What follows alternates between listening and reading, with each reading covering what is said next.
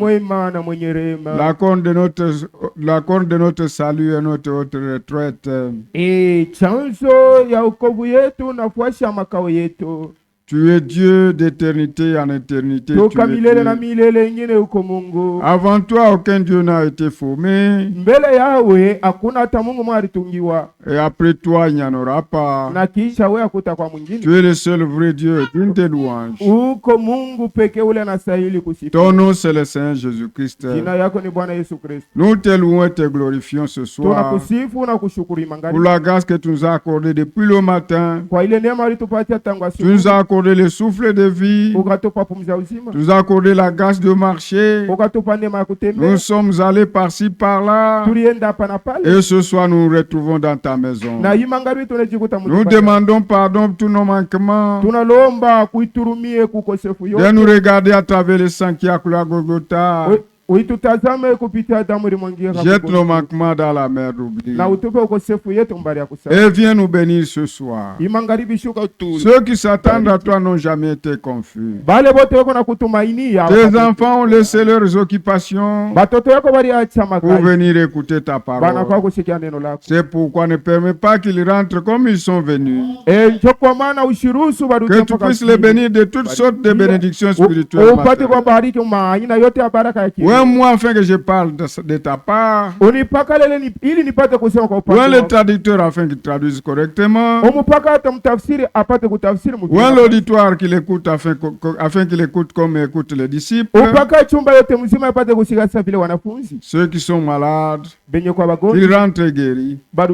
Ceux qui ont des difficultés, qu'ils rentrent consolés. Et ceux qui ont besoin du Saint-Esprit, que tu puisses leur accorder Seigneur. Commence avec nous et termine avec nous ce culte en te glorifiant en toutes choses. Au nom de Jésus-Christ. Amen. Nous sommes en train d'étudier les sceaux. Et dimanche, nous avons étudié le 5e sceau.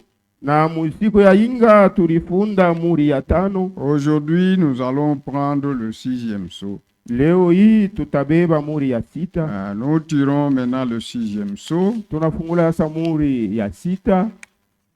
Vous voyez là-bas. Mnaona kule. C'est le sceau de la grande tribulation. Ini muri ya mateso makubwa. La grande tribulation. Mateso makubwa. C'est ça le 6e sceau. Jo yenye kwa muri ya sita. Lèvons-nous pour la lecture de la parole. Tusimame juu ya usomi wa neno. Nous sommes en Apocalypse 6, le verset 12, et nous descendons. Je regardais quand il ouvrit le 6e sceau. Il y eut un grand tremblement de terre. Le soleil devint noir comme un sac de crin. Na jua ikakuwa mweusi sa vile mfuko ya bintu vyeusi sana. La lune entière devint comme du sang. Na mwezi yote mzima akakuwa sa vile damu. Et les étoiles du ciel tombèrent sur la terre comme lorsque un figuier secoué par un vent violent jette ses figues vertes. Na manyota ya kumbingu ikaanguka pa udongo sa vile mukuyu wakati mpepo iko na isukuma iko naangusha matunda ya mubichi iko naangukia chini. Le ciel se retira comme un livre qu'on roule. Na mbingu ikajikokota sa vile kitabu beko nafunga. Et toutes les montagnes et les îles furent remuées de leur place.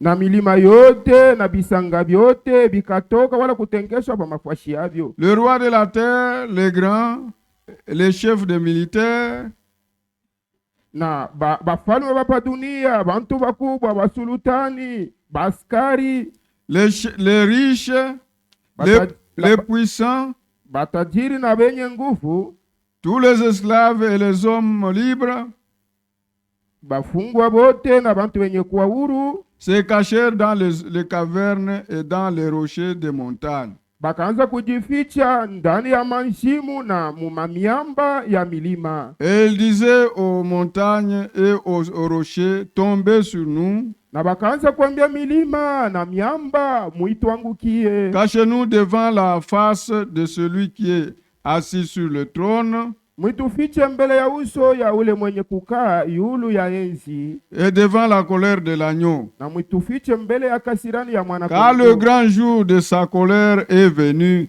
Qui peut subsister? Kwa maana siku kubwa ya kasirani yake inafika, ni nani atajama? Que le Seigneur ajoute la bénédiction à la lecture de sa parole. Na Bwana pate kuongeza mabaraka kusomi wa neno. Ici, c'est le sceau de la tribulation. Hii ni muri ya mateso makubwa. C'est le sceau de la tribulation. Nous rentrons d'abord à notre schéma. Parce que nous allons avec notre schéma. Tuko narudia ku vipande vyetu, tuko na vipande vyetu, tulianza navyo.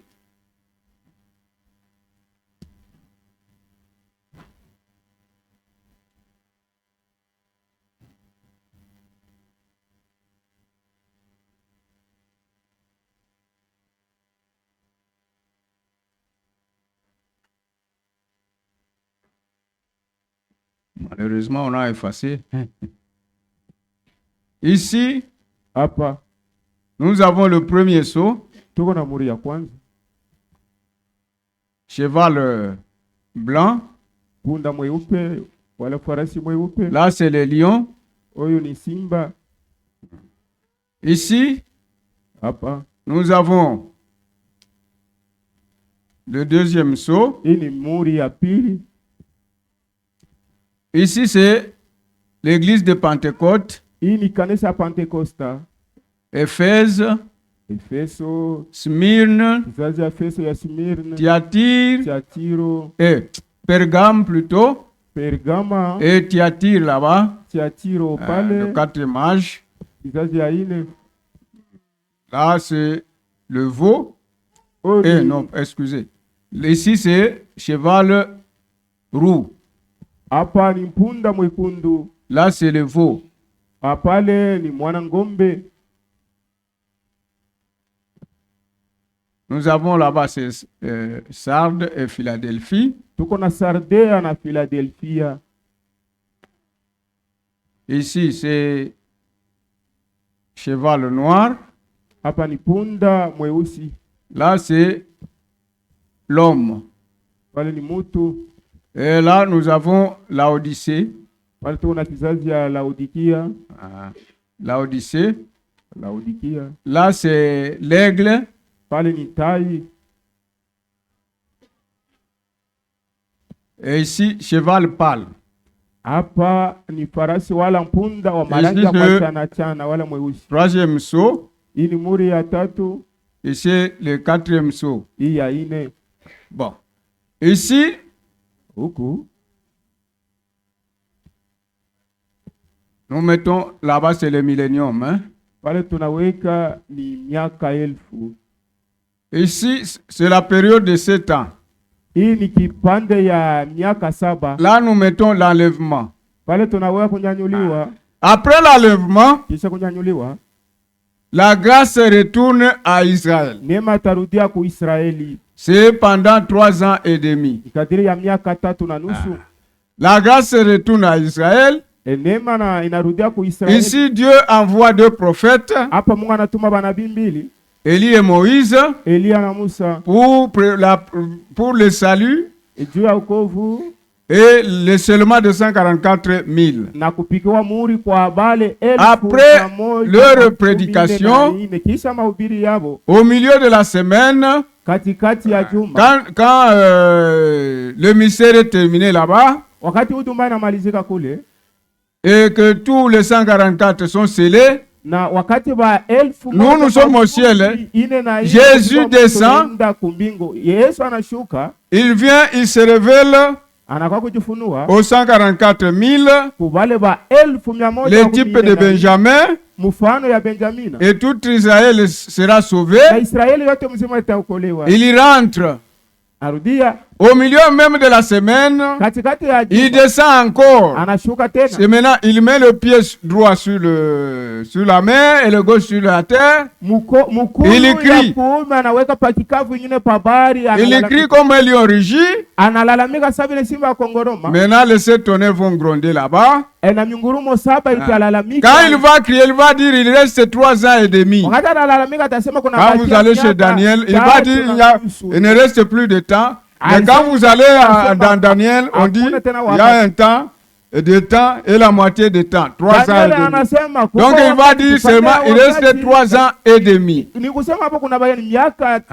Maintenant ici, après la prédication, ces 2 prophètes seront tués par la bête. On va les laisser sur la place à Jérusalem 3 jours et demi sans les enterrer. Et puis ils vont monter. Quand ils vont monter, cela va déclencher la grande tribulation. C'est ça maintenant le 6e saut ici. 6e saut, le saut de la tribulation. Maintenant ici, avant d'aller plus loin, le prophète remonte. Il remonte d'abord, il part d'abord en Matthieu 24. Il dit dans Matthieu 24, Jésus a aussi roulé les seaux. Et il va faire une comparaison de Matthieu 24 et Apocalypse 6. C'est pourquoi nous allons d'abord dans Matthieu 24 avant d'aller plus loin. Matthieu 24.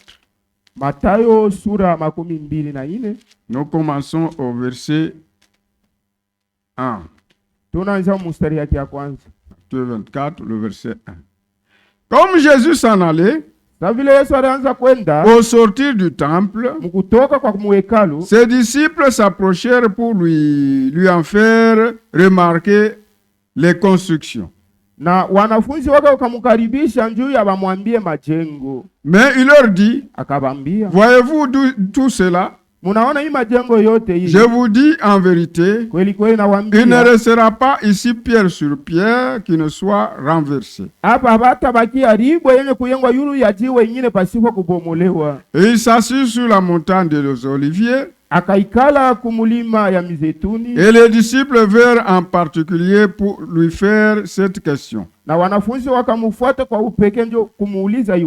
Dis-nous quand cela arrivera-t-il? J'explicite. Quand est-ce qu'il ne restera pas pierre sur pierre qui ne soit renversée?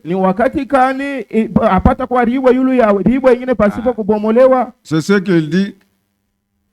Dis-nous quand cela arrivera-t-il? C'est la première question. La deuxième question, quel sera le signe de ton avènement? Et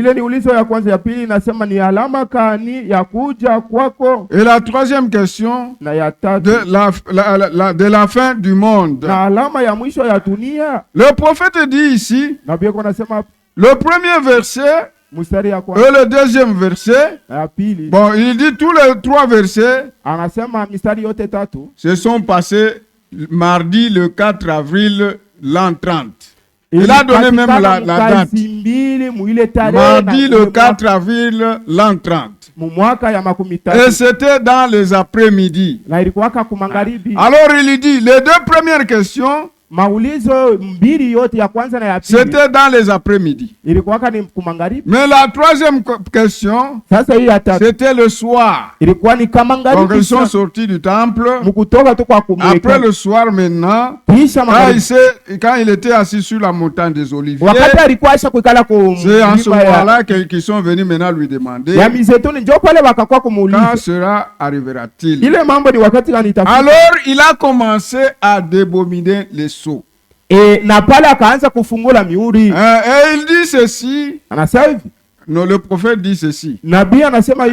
Beaucoup de gens mettent Matthieu 24 à une époque. C'est là leur grande erreur. Et pourtant Jésus répondait aux questions posées. Et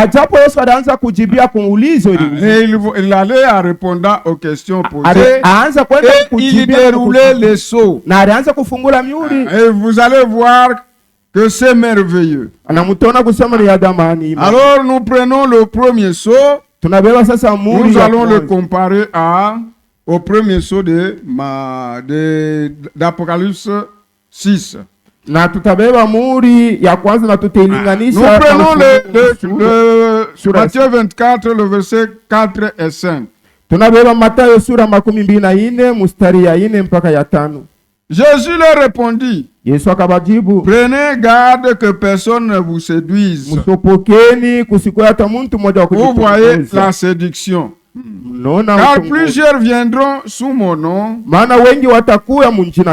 disant, c'est moi qui suis le Christ. Et ils séduiront beaucoup de gens. Ici, il parle de l'Antichrist. Les antichrists, nous savons qu'il y en a qui sont nombreux. Mais il y en a qui est le principal antichrist. Le principal. Dans la personne dans laquelle Satan viendra s'incarner. Tout celui qui est contre Jésus-Christ est antichrist. Donc ici, il vient comme s'il n'a pas de problème. Il se présente comme Jésus. Il se présente comme Jésus. Or, ce n'est pas Jésus. C'est un antichrist. Alors, quand nous allons en Apocalypse 6, nous sommes au verset 1 et 2. Je regardais quand l'agneau ouvrit un de ses sceaux, et j'entendis l'un des 4 êtres vivants qui disait, comme d'une voix de tonnerre, viens. Et David dit, viens et vois. Et je regardais et voici parut un cheval blanc. Celui qui le montait avait un arc et une couronne lui fut donnée et il partit en vainqueur et pour vaincre. Ici nous avons montré que c'est l'Antichrist, ce n'est pas Jésus-Christ. Celui qui est venu sur le cheval blanc, ce n'est pas Jésus-Christ. Beaucoup l'ont confondu avec Jésus-Christ. Et pourtant Jésus-Christ c'est celui qui était en train de dérouler les sceaux. Lui c'est l'Antichrist. Vous voyez comment ça va avec les sceaux. Ici Jésus déroule le premier sceau. Ici maintenant nous prenons le deuxième sceau. Le prophète prend seulement le verset 6 de Matthieu 24. Vous entendrez parler de guerre et de bruits de guerre. Gardez-vous d'être troublés, car il faut que ces choses arrivent. Mais ça ne sera pas encore la fin. Nous allons au deuxième sceau. Le verset 3 et 4 d'Apocalypse 6. Ça, ce qu'on vient de lire, c'est Matthieu 24, le verset 6. Maintenant, nous allons en Apocalypse 6, le verset 3 et 4. Quand il ouvrit le second sceau, j'ai entendu le second être vivant qui disait, wakati alifungula muri ya pili, nikasikia kiumbe kia pili kenye kuwa kikasema, et sautait un cheval roux. Kuja na kukatokea mpunda mwekundu. Celui qui le montait reçut le pouvoir d'enlever la paix, afin que les hommes se gorgeassent les uns les autres. Ule mwenye alikuwa kupanda yolo ya ule mpunda akapewa uwezo ya kutosha salama pa dunia, ili bantu wapate kujichinja kuwana au wana wengine. Et une grande épée lui fit donner. Na upanga kubwa ikamupewa. Ici, c'est toujours l'antichrist. Oyo ni mpaka mpinga Kristo. Ici, on a tué beaucoup de gens. Hapa baliua batu ba mingi. On a versé le sang. Balimwanga damu ya mingi. Ici aussi, il y a des guerres, des bruits de guerre, on verse le sang.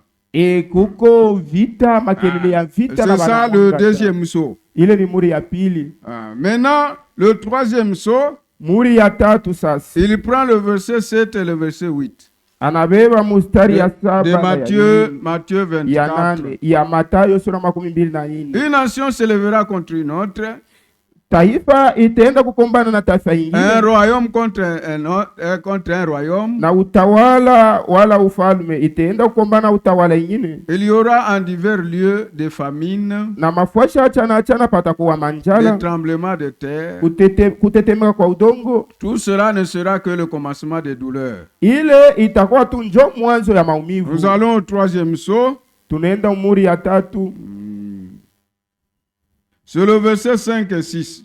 Quand il ouvrit le troisième saut, wakati alifungula muri ya tatu, j'entendis le troisième être vivant qui disait, nikasikia kiumbe kia tatu kenye kuwa hai kiko nasema, viens. Kuja. Je regardais, nikaangalia, et voici parut un cheval noir. Natazama kukonekana punda mweusi. Celui qui le montait avait une balance dans sa main. Ule mwenye alikuwa kupanda alikuwa na mizani wala kipimo kumikono yake. Et j'entendis au milieu des 4 êtres vivants une voix qui disait, nikasikia katikati ya viumbe ine hai sauti ikasema, une mesure de blé pour un denier. Kipimo kia ngano kimoja juu ya dena moya wala likuta moya. Et 3 mesures d'orge pour un denier.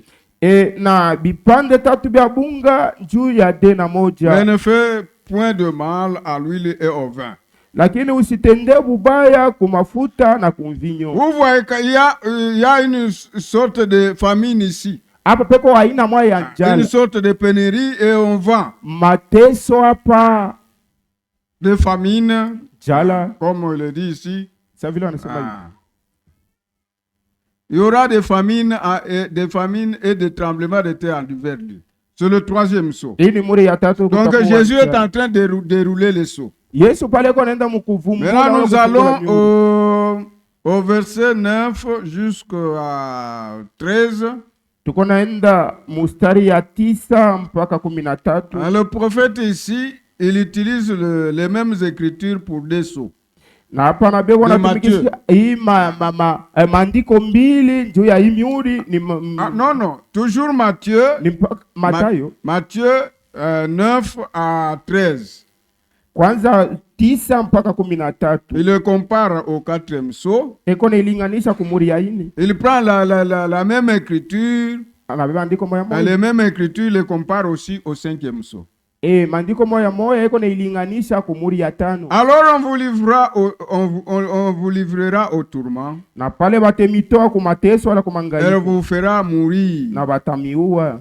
Et vous serez haïs de toutes les nations. Na batemichukia kumataifa yote. Car à cause de mon nom. Kwa ajili ya jina langu. Il y a ici, quand vous allez au 4e saut, kama munenda kumuri ya ine, le monsieur ici s'appelle la mort. Huyu bwana anaitwa lufu.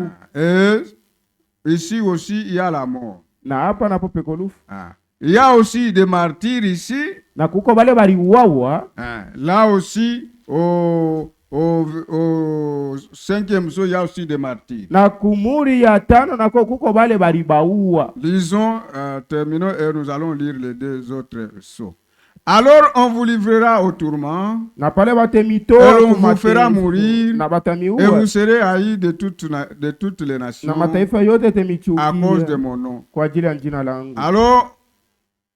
Alors aussi plusieurs succomberont et se haïront les uns les autres. Na pale wengi sana watanguka na watatoana na kuchukiana hawa na wengine. Plusieurs faux prophètes se leveront. Wanabii wengi wa bongo watalamuka. Et séduiront beaucoup de gens. Na watatongoza watu wa mingi. Et parce que l'iniquité sera accrue. Na sa vile uovu itakuwa ya mingi. La charité du plus grand nombre se refroidira. na mapendo ya watu wengi itapunguka. Mais celui qui persévérera jusqu'à la fin sera sauvé. Kwa ule atadumu kufika na kumwisho ataokolewa. Nous allons maintenant à Apocalypse 6. Quand il ouvrit le 4e sceau, wakati alifungula muri ya 4, j'ai entendu la voix du 4e être vivant qui disait, nikasikia sauti ya kiumbe kia 4 kikasema, viens. Kuja. Et j'ai regardé et voici parut un cheval de couleur pâle. Na nikangaria nikakutazama kukaonekana mpunda wa rangi ya mweusi. Celui qui le montait se nommait la mort. Ule alikuwa kupanda hapa aliitwa lufu. Et le séjour des morts l'accompagnait. Nafasi ya wafu ilianza kumsindikiza. Le pouvoir leur fut donné sur le quart de la terre. Na uwezo kamupewa yulu ya kipande kia tatu kia dunia. Pour faire périr les hommes par l'épée, juu ya auwe bantu kupitia upanga, par la famine, kupitia njala, et par la mortalité, na kupitia lufu mbalimbali, et par des bêtes sauvages, na kupitia banyama wala nyama ya pori. Et ici ce monsieur a tué de plusieurs manières. Hapa huyu bwana aliua manamna kwa chana, par la doctrine, par beaucoup de choses. Kupitia manamna mingi. Maintenant, il reprend les mêmes écritures. Nous avons lu. On vous livrera au tourment, et on vous fera mourir, et vous serez haïs de toutes les nations. Jusqu'au verset 13, pour le comparer aussi avec le 5e sceau. Quand il ouvrit le 5e sceau, j'ai vu sous l'autel les âmes de ceux qui avaient été immolés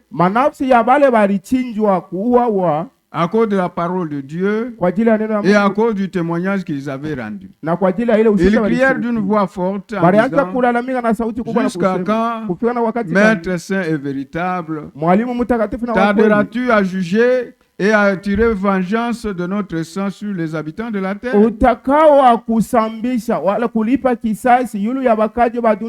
Une robe blanche fut donnée à chacun d'eux. Et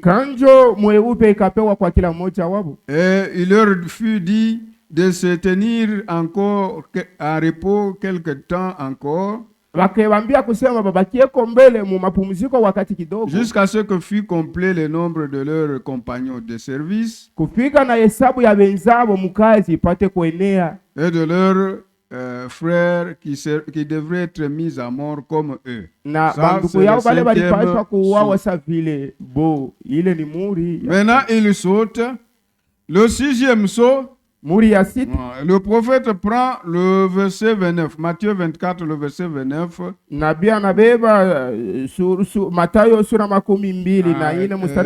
30. Ça c'est Matthieu, c'est le 6e sceau. Vous allez voir.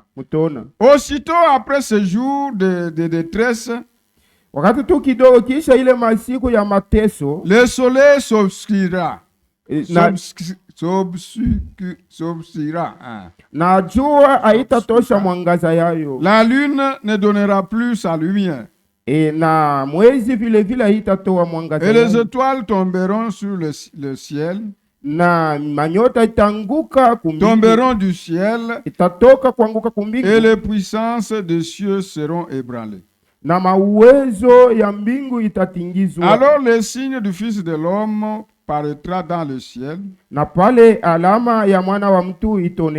Toutes les tribus de la terre se lamenteront et elles verront le Fils de l'homme venant sur les nuées. Makabila yote ya dunia itangaishwa na itaona mwana wa mtu mkutokea mawingu kumbingu. Du ciel avec puissance et une grande gloire. Kutoka kumbingu pamoja na uwezo na utukufu. Ça c'est le 6e sceau. Hii ni muri ya 6. Maintenant nous allons au 6e sceau. Tunaenda kumuri ya 6. Que nous avons lu. J'ai regardé quand il ouvrit le 6e sceau. Il y a eu un grand tremblement de la terre. Le soleil devint noir comme un sac d'écrin. Quand vous allez aussi ici, on parle aussi du soleil. Kama munaenda huko beko nasema le soleil s'obscurcit. Il est devenu noir. Donc le même sceau. Ikakuwa mweusi ni Jésus aussi a parlé de même sceau. Na Yesu alisema kumuri moya moya. On parle le soleil devient noir comme un sac requin. Na jua kwa mweusi sasa vile mfuko ya Biblia. La lune entière devint comme du sang. Na mwezi yote mzima ikakuwa sawa vile damu na nyota nayo haitoshe mwangaza. Et les étoiles du ciel tomberont sur la terre. Na manyota ya kumbingu itanguka pa dunia. Comme lorsqu'un figuier secoué par un vent impétueux jette ses figues vertes. Sa vile mkuyu iko na tenkeshwa na mpepo na inangusha matunda yayo pa bulongo. Le ciel se retira comme un livre qu'on roule. Na mbingu ejikokota sa vile kitabu banafunga. Et toutes les montagnes furent remuées de leur place. Na milima yote katenkeshwa na kutosha kwa mafashi yayo. Maintenant ici, quand vous remarquez ici, en Matthieu 24, Jésus s'arrête sur le 6e sceau. Au verset 31, il parle de l'appel de 144 000. Donc les serviteurs, les élus là, ici, ce ne sont pas l'épouse ici, ce sont les Israélites. Il enverra ses anges avec la trompette retentissante. Et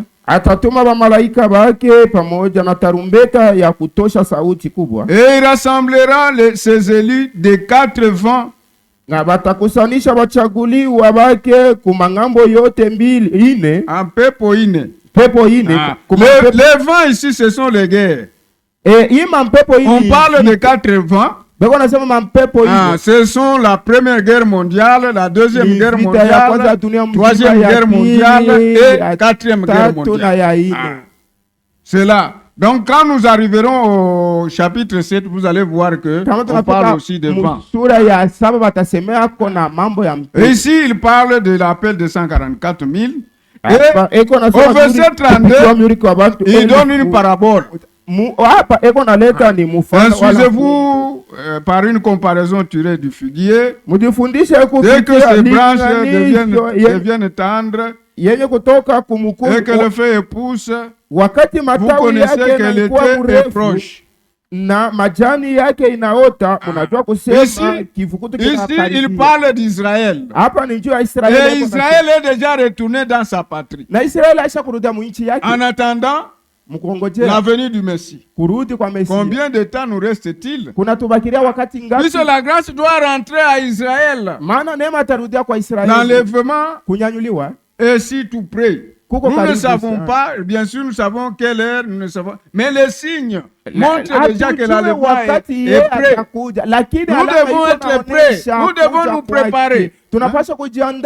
Alors quand nous arriverons aussi au 7e sceau, vous allez voir que Jean va aussi, il y aura silence. Il va comparer maintenant, il dit Jésus n'a pas parlé du 7e sceau. Jean aussi n'a pas parlé du 7e sceau. C'est comme ça qu'il va comparer là-bas. Maintenant, le sceau ici, c'est le sceau de la grande tribulation. Dieu va punir la terre. Ici, nous sommes dans le combat. Nous sommes dans le combat. C'est un combat. D'une part le camp de Dieu et de l'autre part le camp de Satan. Le camp de Dieu et le camp de Satan. Maintenant, vous allez voir que chaque fois que Dieu entre en scène, le camp de Dieu entre en scène, le camp du diable aussi entre en scène. Depuis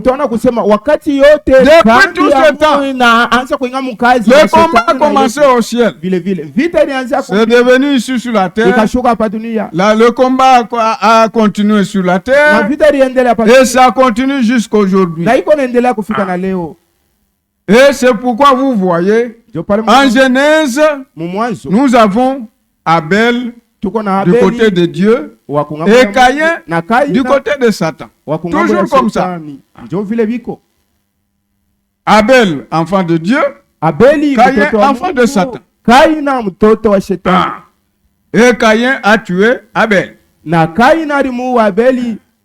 Quand nous arrivons dans l'arche, nous avons le corbeau et la colombe. Quand on a envoyé le corbeau n'est pas rentré. Il est allé se réjouir avec les charognes, les histoires, mais quand on a envoyé la colombe est rentrée. Jusqu'à ce que la terre est devenue sèche. C'est maintenant il a pris la feuille pour venir donner à nous. Pour donner le signe que là ça va. Mais le corbeau n'est pas rentré. Il est parti. Même du temps de Jésus. Nous avons Jésus et Judas. Toujours 2 à 2. Toujours 2 à 2. Le camp de Dieu entre, le camp de Satan entre. Judas pour Satan et Jésus pour Dieu. Et ils sont morts presque au même moment. Balikufa wote presque Judas na Jésus balikufa presque wakati moya. Donc quand Judas a vu qu'il il a trahi le sang innocent. Wakati Yuda anavumbula kwamba anatoa damu ya sipo na il est allé jeter l'argent et il s'est repenti, mais c'était trop tard. Akaanza kutubu, alikuwa ashachelewa. Et il est allé se pendre. Ici on a pendu Jésus. Lui aussi il est allé se pendre. Mais Jésus lui est ressuscité. Mais Judas reste là-bas en prison.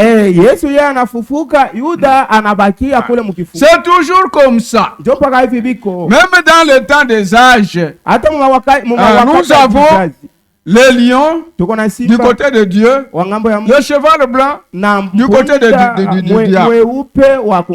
Nous avons le veau du côté de Dieu, le cheval roux du côté du diable. Nous avons l'homme du côté de Dieu et le cheval noir du côté du diable. Nous avons l'aigle du côté de Dieu et le cheval pâle du côté du diable. C'est toujours comme ça. Nous sommes dans la guerre. Et le combat terminera quand lui-même viendra.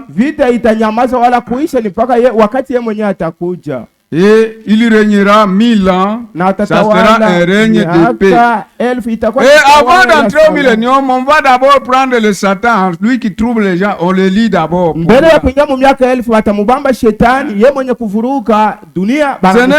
n'est qu'après. Alors, ici, avant la grande tribulation, Dieu appelle d'abord les 144 000.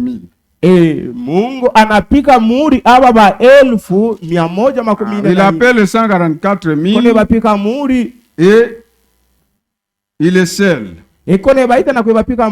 Nous sommes au chapitre 7 d'Apocalypse. Nous disons 1 à 8. Après cela, j'ai vu 4 anges debout aux 4 coins de la terre. Nikaona bamalaika ine benye kusimama kumangambo ine yote ya padunia. Ils retenaient les 4 vents de la terre. Balikuwa basha kushika mampepo ine ya padunia. Vous voyez là aussi à Matthieu 24, il a parlé de 4 vents. Na mu Mathayo 24 banasema njoo ya mampepo ine. Ces anges ici retenaient les 4 vents de la terre. Aba bamalaika balikuwa basha kushika mampepo ine ya afin qu'il ne souffle point de vent sur la terre. Ili padunia mpepo ishikuyepo. Ni sur la mer. Wala yule ya bahari. Ni sur aucun arbre. Wala ishikuye hata yule ya muti. Ici, les 4 vents, ce sont les 4 guerres mondiales. Ni mavita ine ya dunia mzima.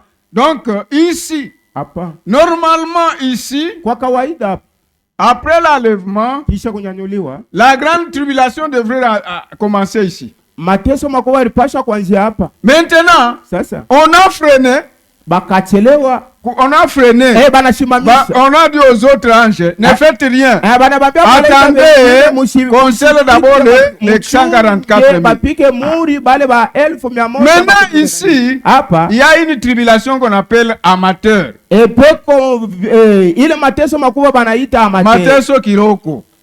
Cette tribulation ici sera provoquée par les deux témoins. Quand tu le fais le mal, il frappe la terre. Par des plaies. Maintenant, quand tous les 144 seront scellés, quand on va tuer même les deux prophètes, c'est à ce moment-là que la grande tribulation va commencer. Disons d'abord pour l'appel de 144. Et j'ai vu un autre ange qui montait du côté du soleil levant. Na nikaona malaika mwingine eko natoka kungambo kwenye kuko natoka. Et qui tenait le sceau du Dieu vivant. Na mwenye kubamba muri ya Mungu mwenye. Il cria d'une voix forte. Akalalamika na sauti kubwa. Aux 4 anges à qui il avait été donné de faire du mal à la terre et à la mer. Akalalamika kubale ba malaika ine bale walipewa uwezo ya kufanya bibaya kudunia na kubahari. Et il dit, ne faites point de mal à la terre, ni à la mer, ni aux arbres, jusqu'à ce que nous ayons marqué du sceau le front des serviteurs de notre Dieu. Ça, ce sont les 144 000. Maintenant, écoutez. Et j'entendis le nombre de ceux qui avaient été marqués du sceau. Na nikasikia hesabu ya wale walipikiwa muri 144 000 de toutes les tribus des fils d'Israël. Makabila yote ya wana wa Israeli. Écoutez maintenant. De la tribu de Juda, 12 000 marqués kabila ya Yuda kukatokea 12,000 marqués muri. De la tribu de Ruben, kukabila ya Rubeni 12 000. 12,000. De la tribu de Gad, kukabila ya Gadi 12 000. 12,000. De la tribu d'Azer, kukabila ya 12 000. 12,000. De la tribu de Nephtali, kukabila ya Neftali 12 000. 12,000. De la tribu de Manasseh, kukabila ya Manasseh 12 000. 12,000. De la tribu de Simeon, kukabila ya Simeoni 12 000. 12,000. De la tribu de Lévi, kukabila ya Levi 12 000. 12,000. De la tribu d'Issachar, kukabila ya Isaka 12 000. 12,000. De la tribu de Zabulon, kukabila ya Zabuloni 12 000. 12,000. De la tribu de Joseph, kukabila ya Yusufu 12 000. 12,000. De la tribu de Benjamin, kukabila ya Benjamin 12 000 marqués du sceau. 12,000 yenye kupikwa muri. Maintenant, toi témoin de Jéhovah. We mshuhuda wa Yehova sasa. Toi témoin, si tu es là, si tu n'es pas là, on ne sait pas. Kama uko wako wala huna kwa tujue. Tu dis que tu es dans le groupe de 144 000. Uko nejita sema uko mkinkundi ya bale. Nous sommes les 144 000. Tu appartiens à quelle tribu? Kama unasema uko muile hesabu, uko wa kabila gani? On te pose la question. Oui, si c'est bien marqué. Chaque tribu, tu es de la tribu d'Azer, de la tribu de Benjamin, d'Isaac ou quelle tribu? Sortez de ces choses. Ce sont des bobards de mensonges. Sortez. Venez au Seigneur Jésus-Christ. Recevez-le comme votre sauveur personnel. Et vous aurez la vie éternelle. Et vous aurez le Saint-Esprit. Et vous allez échapper à la grande tribulation. Dieu va punir le monde. Allons d'abord dans Ésaïe. Ésaïe 13. Isaya sura 13. Ésaïe 13. Isaya.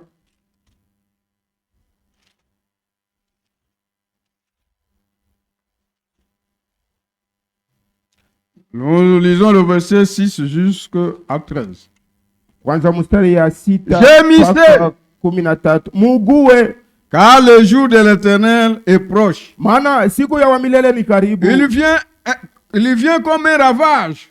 iko na kosa vile uharibifu du tout puissant. ya wawezo yote. C'est pourquoi Ndio maana toutes les mains s'affaiblissent mikono yote iko na kwa dhaifu, et tout cœur d'homme est abattu. na moyo ya ote ya muntu ni yenye kuchoka. Ils sont frappés d'épouvante. Ni yenye kupikwa na boka. Les spasmes et les douleurs. Ile magonjwa ya kulekea na maumivu. Ma contraction, hein? Ma mifichipa inaanza kukota. Les contractions, c'est ça spasme. Les spasmes et les douleurs les saisissent. Ile magonjwa ya mamishipa kukokotana na maumivu iko ne bashika. Il se tord comme une femme en travail. Beko ne rinyonga sa vile mwanamke yuko mkazi. Donc en médecin on appelle parfois courbature, hein? Quand quelqu'un est très malade, il commence à faire des courbatures, donc dans les articles ça ne va pas. Mtu kama kwa mgonjwa watangazeko na sema ni magonjwa ya mishipa iko na kokotana kujikunja vitu vya vile. Il se tord comme une femme en travail. Beko na rinyonga kujikunja sa vile mwanamke mwenye kwa mkazi ya maumivu. Ils se regardent les uns les autres avec stupeur. Beko na angaliana hawa na wengine na kushangana. Na boka. Leurs visages sont enflammés. Na uso yabo ni yenye kulunguzwa. Voici le jour de l'Éternel arrive, jour cruel, jour de colère. Na tazama siku ya milele inafika, siku ya kuuana na siku ya kasirani. Jour cruel, jour de colère et d'ardente fureur. Na yenye kasirani kubwa qui détruira la terre et qui réduira la terre en solitude. Ile itafanya dunia ikuwe kikavu ya upeke yayo. Iwe ukiwa et en exterminera les pécheurs exterminera les pécheurs. Na kuua wala kuharibisha batenda zambi. Car les étoiles des cieux et leurs astres ne feront plus briller leur lumière. Kwa maana nyota kidogo ya kumbingu na ile nyota munene ya pa dunia haitatosha tena mwangaza yake. Le soleil s'obscurcira dès son lever. Jua itazimika toka mukulamuka kwayo wala mukutoka kwayo. Et la lune ne fera plus luire sa clarté. Na mwezi haitatosha mwangaza yayo. Maintenant, regardez ce que Dieu dit. Je punirai le monde pour sa malice. One sasa mstari ya 11 anasema mitapiza dunia kwa ajili ya ujanja wala. Dieu va punir le monde pour sa malice. Mungu atapiza dunia kwa ajili ya ile ujanja. Les enfants du diable sont très rusés, sont malins. Batoto ya shetani bajanja bakalamushi. Les enfants de Dieu ne sont pas très rusés, ne sont pas mais les enfants du diable, c'est pourquoi ne vous alliez pas avec les enfants du diable. Ils sont très malins, même dans les affaires, ils vont vous cribler.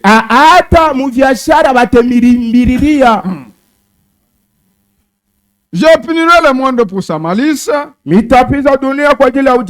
les méchants pour leur iniquité. Et je ferai cesser l'orgueil du hautain, et j'abattrai l'arrogance du tyran.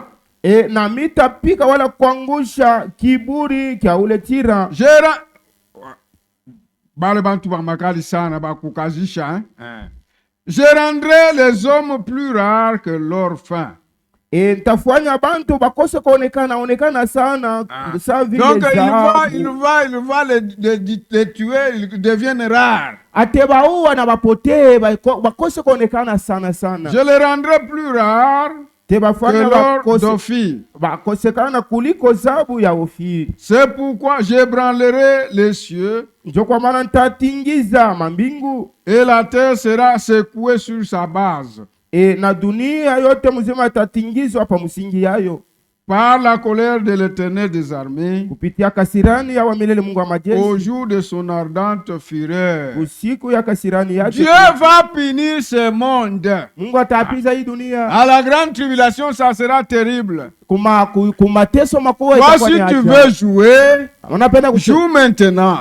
Il y aura le temps, ça sera terrible. L'agneau ici, il deviendra avec la colère. Même dans la nature, l'agneau est toujours doux.